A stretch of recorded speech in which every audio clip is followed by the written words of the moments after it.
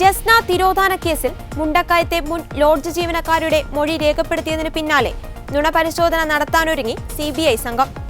ആവശ്യമെങ്കിൽ ലോഡ്ജ് ഉടമയും നുണപരിശോധനയ്ക്ക് വിധേയനാക്കും. കഴിഞ്ഞ ദിവസം CBI ഇരുവരുടെയും മൊഴി രേഖപ്പെടുത്തിയിരുന്നു. 2.5 മണിക്കൂറോളം സമയമെടുത്താണ് ജീവനക്കാരുടെ വിശദമായ മൊഴിയെടുത്തത്. പറയാനുള്ളതെല്ലാം CBIയോട് പറഞ്ഞിട്ടുണ്ടെന്നും വെളിപ്പെടുത്തൽ നടത്താൻ വൈകിയതിൽ കുറ്റബോധമുണ്ടെന്നും ലോഡ്ജിലെ മുൻ ജീവനക്കാരി പ്രതികരിച്ചിരുന്നു. കാണാതാകുന്നതിന് ദിവസങ്ങൾക്ക് മുൻപ് ജസ്നയെ മുണ്ടക്കയത്തെ ലോഡ്ജിൽ കണ്ടെന്നായിരുന്നു മുൻ ജീവനക്കാരി ദിവസങ്ങൾക്ക് മുൻപ് വെളിപ്പെടുത്തിയത്.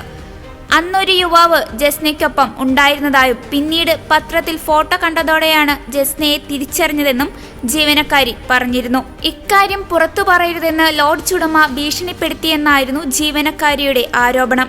അതേസമയം തന്നോടുള്ള വ്യക്തിവൈരാഗ്യം കാരണമാണ് മുൻ ജീവനക്കാരി ഇത്തരം ആരോപണം ഉന്നയിക്കുന്നതെന്നായിരുന്നു ലോഡ്ജ് ഉടമയുടെ പ്രതികരണം. നേരത്തെ പോലീസിനോടും ഈ ജീവനക്കാരി ഇതേ മൊഴിയാണ് നൽകിയിരുന്നത്. എന്നാൽ പോലീസ് അന്വേഷണത്തിൽ ഇതിൽ കഴമ്പില്ലെന്ന് കണ്ടെത്തിയിരുന്നു. പുതിയ വെളിപ്പെടുത്തലിന്റെ പശ്ചാത്തലത്തിൽ പോലീസും സാഹചര്യങ്ങൾ നിരീക്ഷിക്കുന്നുണ്ട്. ജീവനക്കാരിയുടെ വെളിപ്പെടുത്തൽ സത്യമാണോ, ആണെങ്കിൽ ഇവിടെ എത്തിയ ജസ്ന പിന്നെ എവിടേക്കു പോയി തുടങ്ങിയ കാര്യങ്ങളായിരിക്കും CBI അന്വേഷിക്കുക. ലോഡ്ജിലും പരിസരങ്ങളിലും 2018 CCTV ക്യാമറകൾ കുറവായതിനാൽ അന്വേഷണത്തിന് സഹായകമായ ദൃശ്യങ്ങളൊന്നും ലഭിച്ചിരുന്നില്ല.